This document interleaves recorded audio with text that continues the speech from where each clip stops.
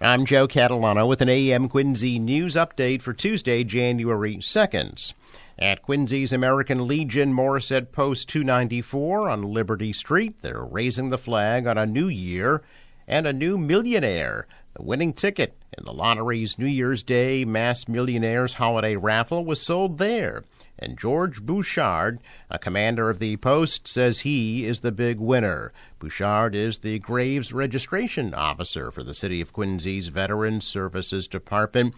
And for selling the winning ticket, the post will get a $10,000 bonus, which will go to veterans. Bouchard says the post has been struggling for a couple of years and trying to keep afloat. Post members say that Bouchard's generosity and compassion are now being rewarded. Post Commander Stephen Dunley says Bouchard will certainly help to keep the post open and assist veterans. A Quincy Center restaurant is closing. The Fat Cat has posted on social media that they'll be closing for business on January 10th. The message states that the restaurant had always planned to move back to their original location in the east of Chestnut concept. However, they said COVID stalled those plans. They're currently located on Hancock Street in the South Shore Health Building. The Fat Cat cited rising costs of goods and doing business, calling them a burden that is unbearable. The Fat Cat thanked their patrons for their 16 years in business and thanked Fox Rock Properties for their kindness and generosity. Loved ones mourning the death of a man in a Braintree house fire said goodbye to him Sunday at a New Year's Eve celebration.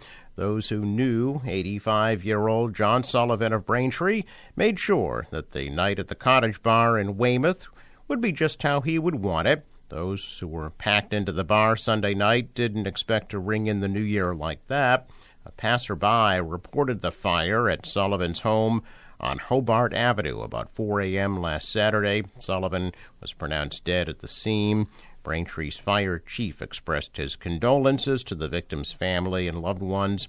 The fire spread rapidly and caused major damage to the home, with the second floor completely destroyed.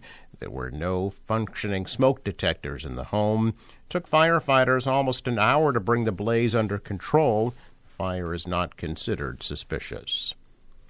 Well, a decades-old tradition continued across Massachusetts as people kicked off the new year with a hike through local state parks. It's called the First Day Hike, and Blue Hills is the site of the First Day Hike, the original one about 33 years ago. That phenomenon has taken on a life of its own. Now most states have their own First Day Hikes. It's even gone international. Hundreds of people came to a handful of state parks for guided walks with interpreters. The walks go a long way to getting new people to enjoy the outdoors. Some hikers have been taking part for decades. Some are doing it for the first time. A U.S. Postal Service mail carrier was robbed by two masked men in Randolph last week. Happened about 12:30 last Wednesday afternoon in the Rosemont Square apartment complex. Police said two masked men dressed in all black physically assaulted the mail carrier. The man suffered injuries to his ribs and side. According to police, the suspect stole his Arrow key, which is the master key used to open the big blue mailboxes. Earlier this year, the Postal Service said it was beginning to replace Arrow keys with digital locks due to the rise in letter carrier robberies nationwide. Back in March, Randolph police investigated a similar robbery on Canton Street. Spokesperson for the Postal Service confirmed the latest robbery but could not provide any additional details. The discovery of a human bone behind a Milton home prompted an extensive search. Friday afternoon, state police say a partial human skeletal remain was found in the Blue Hills behind a residence on Hillside Street last week. The bones were reportedly found by a hunter in the woods. Investigators are continuing to search the area to see if other remains from the decedent can be located. Officials have not identified who the skeletal piece belongs to or determined if the discovery was the result of a criminal act. The chief medical examiner is part of that investigation. Well, if it's New Year's Day in South Boston, it's time to go for a swim. A 121-year-old tradition continued yesterday with the L Street Brownies' annual New Year's Day polar plunge into Boston Harbor.